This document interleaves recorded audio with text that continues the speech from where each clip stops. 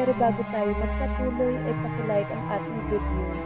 Ganon din ang subscribe button, pati na rin ang bell icon para lagi kayong updated sa mga parating ko pang mga uploads.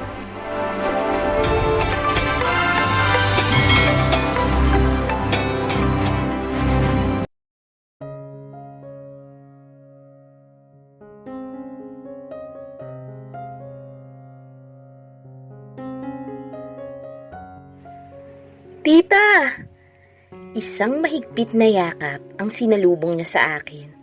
Yakap na kailangan ko sa mga oras na to. Hinahaplos niya ang aking buhok at nag-uumpisa na siyang humagulhol habang yakap niya pa rin ako. Umiiyak ba siya dahil sa wala na ako sa glamour? Anak, ang tagal kitang hinanap.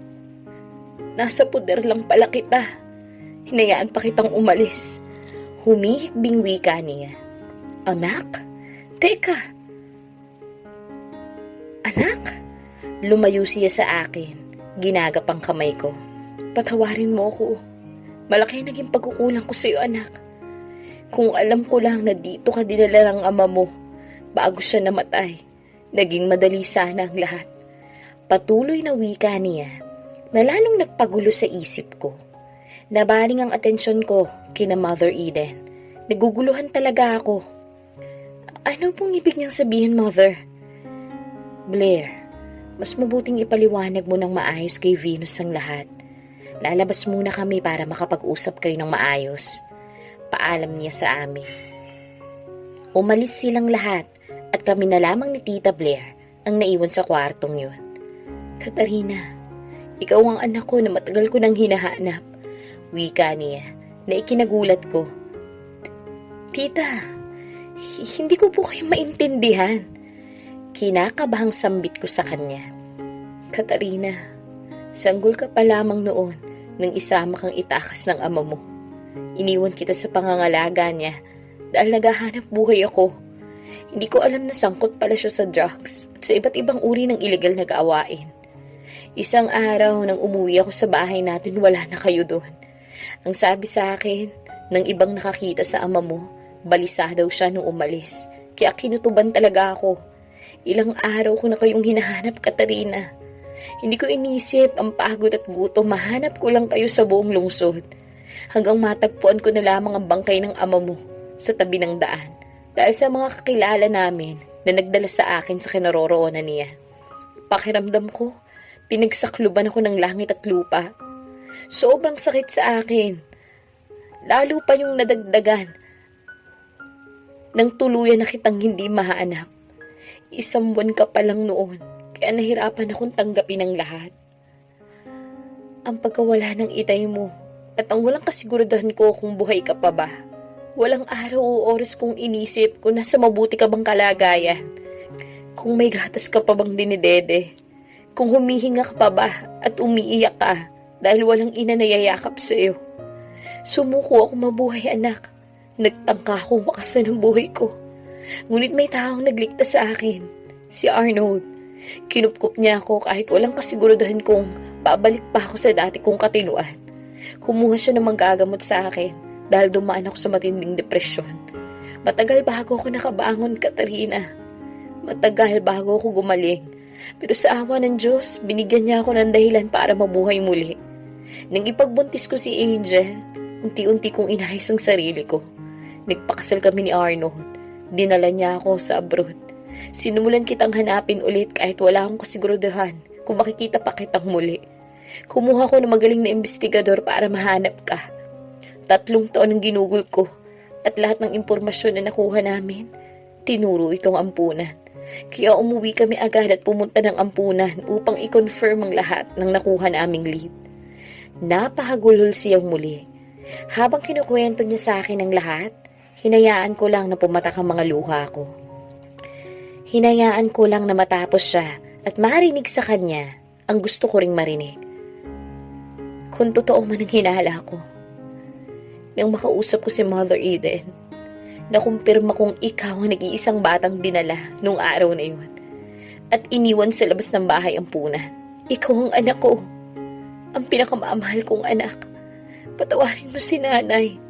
Patawarin mo ako dahil hindi ka lumaki sa kalinga ako. Kung alam ko lang, anak, kung alam mo lang kung paano ako nagdusa sa kaiisip ko sa iyo. Umiyak siyang muli sa harapan ko. Ramdam ko ang hirap ng kalooban niya, pati na rin ang pagsisisi sa lahat ng nangyari. Alam ko hindi niya gustong magkahiwalay kami. Nararamdaman ko ang labis niyang pangungulila sa akin. Anak, Ma, sambit ko. Walang tigil ang pagluha ng aming mga mata. Buong pagmamahal niya akong niyakap. Oo, nagtanim ako ng sama ng loob sa kanya. Dahil hindi ko alam dahilan kung bakit niya ako iniwan noon. Pero ngayon na narinig ko na ang lahat, handa na akong pakawalan ang sakit ng pag-iwan niya sa akin. Hindi niya kasalanan ng lahat at naging biktima rin siya, kagaya ko. Kaya sino ba naman ako para hindi siya patawarin? Pinapatawad ko po kayo, sambit ko. Mas mahigpit pa niya akong niyakap ngayon. Pumasok na rin sina Angel at si Sister Violi, maging si Mother Eden. Naluluha silang pinagmasdan kaming dalawa. Nakiyakap na rin si Angel sa amin. Ramdam ko ang pagtanggap mula sa kanya. Hindi ko akalain na nakilala ko na pala ang aking tunay na ina.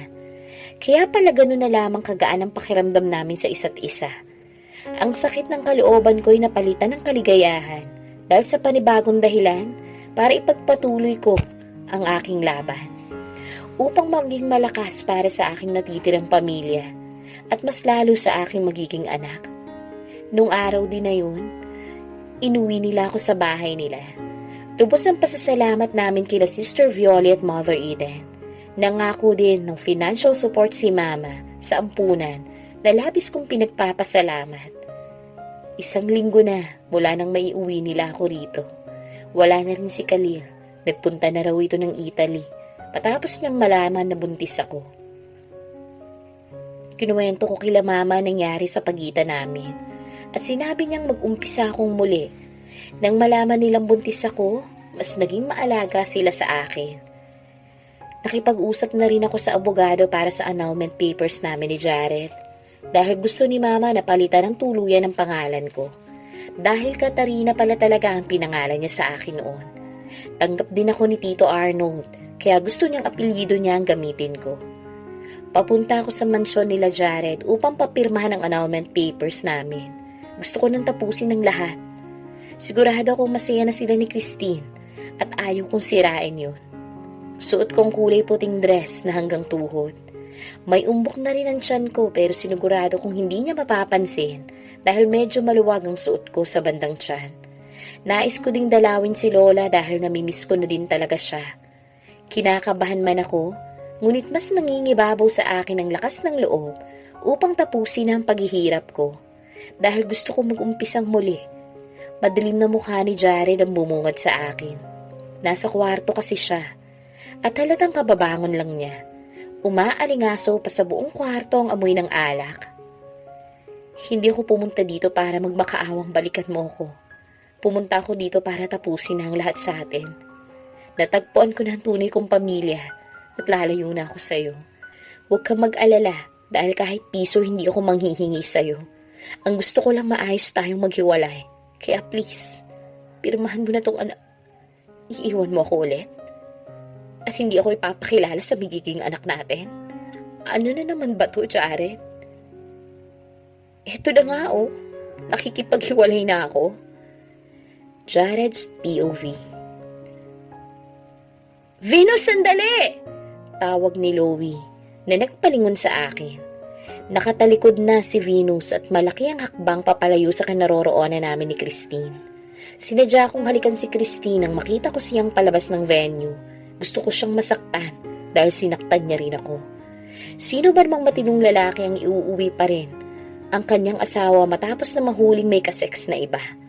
Gusto kong patayin ang lalaking yun. Hayop siya.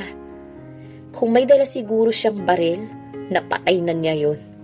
Pero sa kabila ng lahat, nag-aalala pa rin si Venus sa kanya. Nang walang habas ko siyang bugbugin. Sinisi ko ang aking sarili dahil pinayagan ko pa siyang bumalik sa kumpanyang yun. Pero huli na, nasaktan na niya ako at nagkamali na siya. Naging bingi sa lahat ng paliwanag niya. Dahil alam kong may kasalanan siya dahil siya mismo ang pumunta sa lalaking yun. At dahil alam kong mahal niya noon ang lalaking yun. Pero imbis na paalisin, mas ginusto kong saktan siya. Mas ginusto kong iparana sa kanyang sakit na pinagdaraanan ko. Mas gusto kong umiyak siya para maisip niyang nasaktan niya ako. Pero habang sinasaktan ko siya, mas doble ang nararamdaman kong sakit. Bumabalik sa akin ang ginawa kong pananakit. Dumating sa puntong ginamit ko na si Christine upang pasakitan siya. Nakita ko matinding pagsiselos niya nang iuwi ko si Christine sa bahay. I admit na naghalikan kami sa loob ng guest room, pero wala akong balak na may mangyari sa amin na higit pa roon. Nakita ko ang sakit sa kanyang mga mata nang makita niya kaming dalawa. Akala niya siguro kung hindi niya binuksan ang pinto, tutuloy kami sa pagtatalik. Hell no! May natitira pa naman akong respeto sa kanya, kay Lola at sa pamamahay namin. Hindi ko gagawin yun sa kanya, kahit sinaktan niya ako. Hindi ako makikipagtalik sa iba. Ang gusto ko lang, makitang nagsiselo siya para maramdaman kong mahal niya ako. Ilang beses ko siyang tinaboy pero hindi man lang siya lumalayo. Ilang beses kong pinagmasdan ang namamaganyang mga mata sa kaiiyak, pero pakiramdam ko kulang pa rin yun. Hindi ko pa rin maibangon ang sarili kong kahihiyan. Kahit walang ibang nakakaalam sa pagiging mag-asawa namin, pakiramdam ko, there's someone laughing behind my back. At sinasabing, naiputan sa ulo ang isang Jared Velmon. And I hate to think of it. Simula nang umuwi kami sa mansyon, matapos ang ginawa nila ni Khalil, pinaramdam ko sa kanya kung gaano ko nandidiri sa kanya. Pero sa likod nun, gustong gusto ko siyang yakapin, halikan, at marahas na ang kininang paulit-ulit.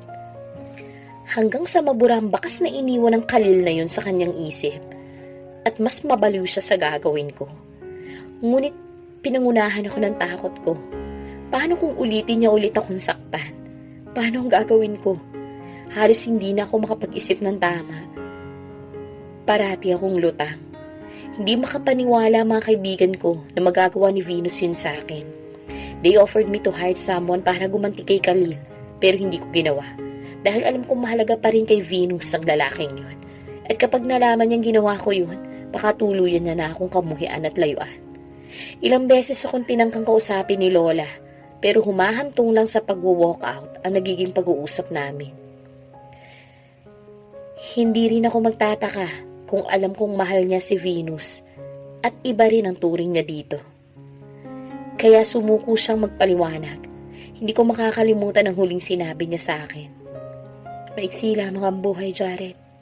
At kung kukunin ako ng Diyos, isa lang babaeng gusto ko para sa iyo. Si Venus.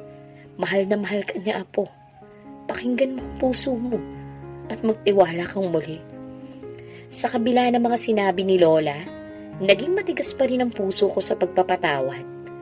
Ngunit nang malaman ko ang tuluyan niyang pag-alis, saka ako nawala ng lakas upang sundan siya. I lost myself again. Isang linggong puro alak ang ginawa ko para makalimutan kong wala na akong asawang uuwian at sumuko na ito sa akin. Dahil mas pinili niyang umalis kaysa antayin na mapatawad ko siya.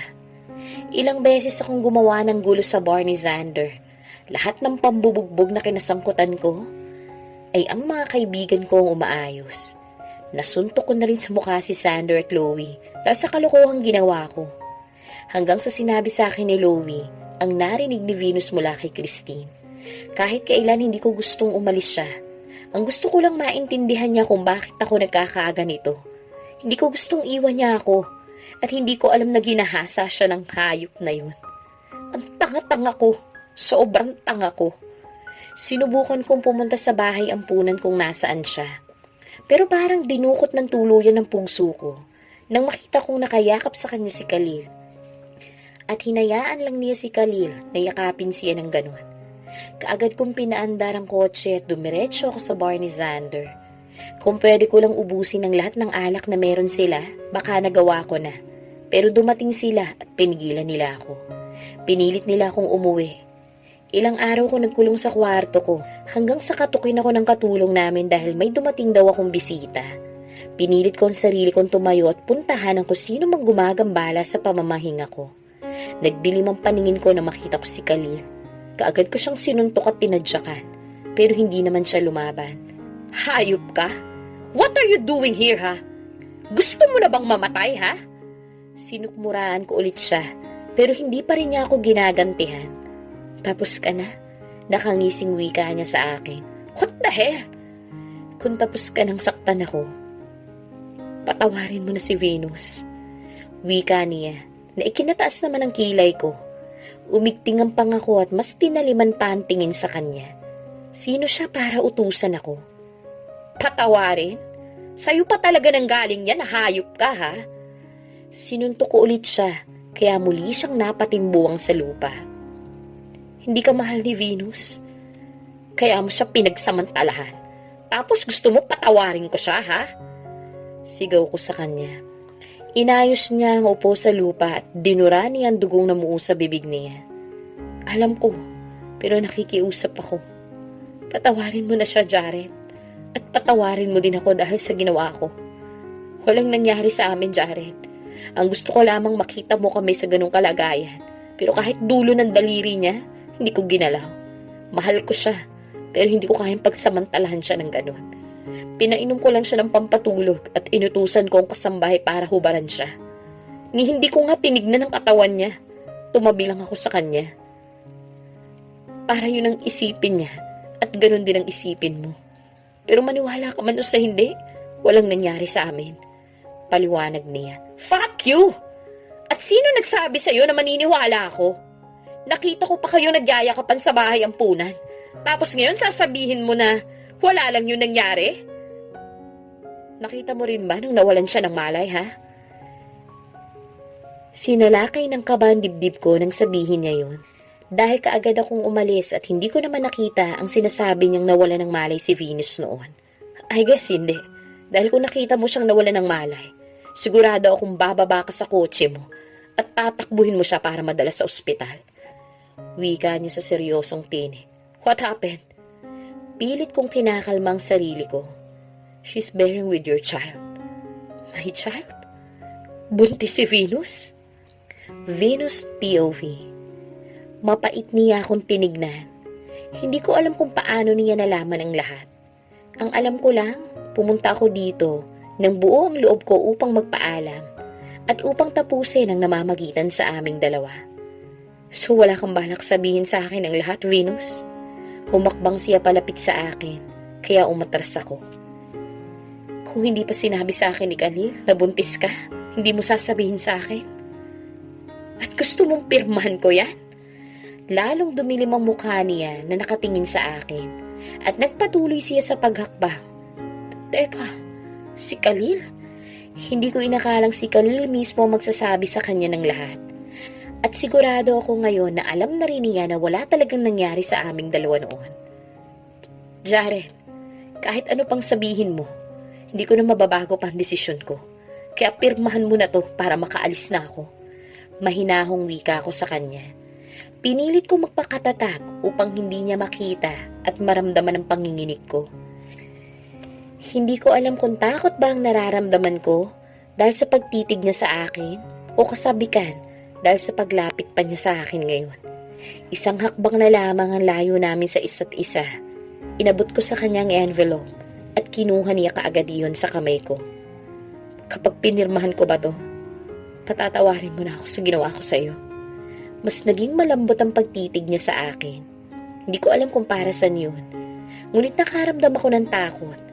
Natatakot ako dahil baka pag sinabi kong oo, pipirmahan niya nga ang annulment papers namin. Pero yun naman talaga ang dahilan kaya ako nandito, di ba? Kaya buong tapang ko siyang hinarap dahil kailangan ko ng makalaya sa kasal naming dalawa. Kaya lang, bakit parang gusto kong bawiin ang mga sinabi ko? Umaasa ba akong hindi siya papayag dahil alam kong mahal niya pa ako? Hindi, Venus. Lakasan mo ang loob mo. Para sa magiging anak mo, kailangan mong tatagan pa ang sarili mong desisyon. Oo, mahal mo siya. Pero si Christine ang babae sa buhay niya ngayon. At kapag pinirmahan niya ang annulment papers, palaya ka ng mabuhay ng masaya. Uulitin ko, Venus.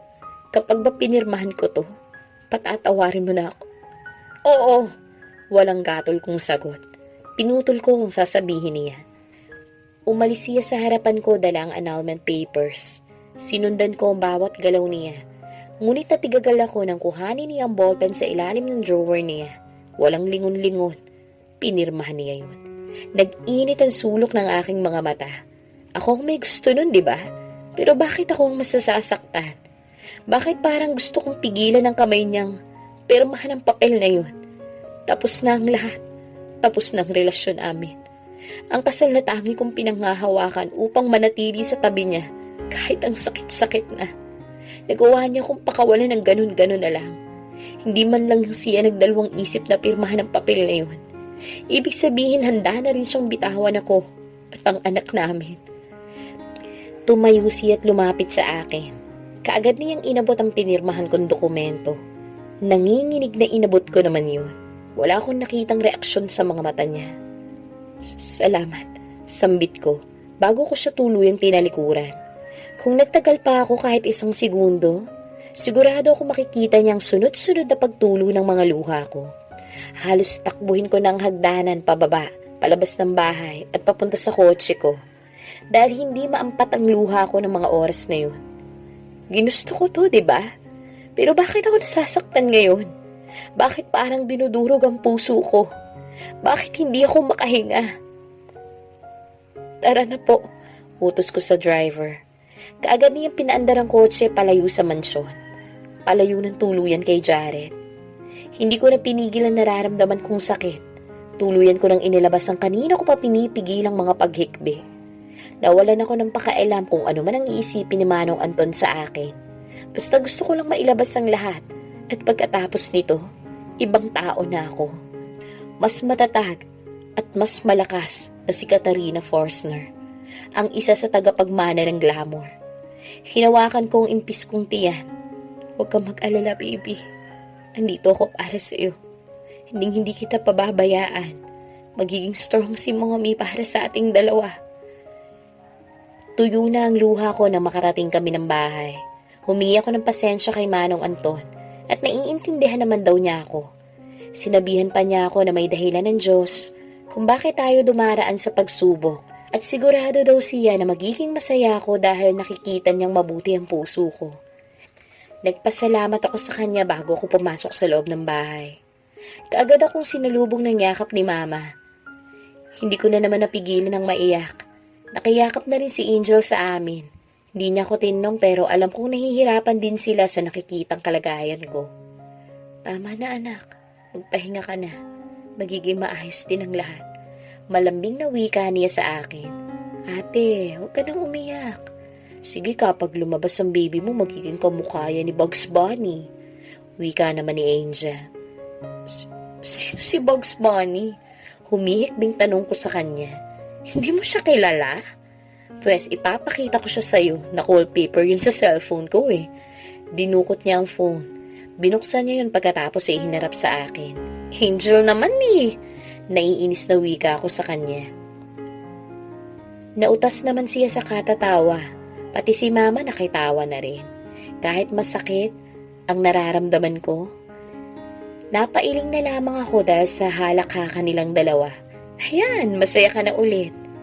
Si Bugs Bunny lang pala magpapatawa sa'yo eh. Gusto mo ipasa ko din sa'yo to para pareho tayo ng wallpaper? Nakangising wika niya, sabay takbo dahil muntik ko na siyang mahablot. Kinabukasan, flight ko kaagad patungong Korea. Dapat kasama ko sila Mama at si Papa, pero kailangan daw kasi sila sa kumpanya. Abala din si Angel, kaya ako na lang ang mag-isang pupunta roon. Isang linggo lang naman ako mananatili roon. Kaya sigurado ako maaaliw ako dahil napakadami talagang magagandang tanawin sa Korea. At sasamahan pa ako ni Mr. Park. Nagbilin pa ang magaling kong kapatid na kapag nakita ko daw si Lee Jung-suk o si Park Bo-gum, ay iuwi ko daw ng Pilipinas. Napakalukarit talaga. Simula nang malaman ko ang totoo, mas naging malapit kami sa isa't isa. Lagi din kami naghaharutan na parang mga bata, kaya pati si Mama at si Papa, tuwang-tuwa rin sa aming dalawa. Hila-hila ko ang aking maleta paakyat sa eroplanong sasakyan ko pagdating ng Korea. Business suite ang kinuha kong pwesto, para naman makapagpahinga ko na maayos. Ngunit nang makaupo ako sa loob, Wala man lang akong kasamang ibang pasahero. Sumilip ako sa economy seat pero wala ring katao-tao. Tanging ako lang mag-isa. Hindi ko tuloy mapigilan ng magtaka at kabahan. Kahit anong isip ko, hindi ko pa rin mahanap ang sagot. "Hi ma'am, may kailangan po ba kayo?" Magalang na tanong sa akin ng stewardess. Teka, itatanong ko lang, ako lang bang mag-isang pasahero na sasakay? Alanganin kong tanong sa kanya. Ngumiti siya sa akin. "No ma'am, 2 po kayong pasahero." Sagot niya sa akin. "Dalawa? 2 lang kami?" "Ha? Bakit 2 lang kaming pasahero? Imposible naman yun. Hindi kaya malugi ang airline na to?"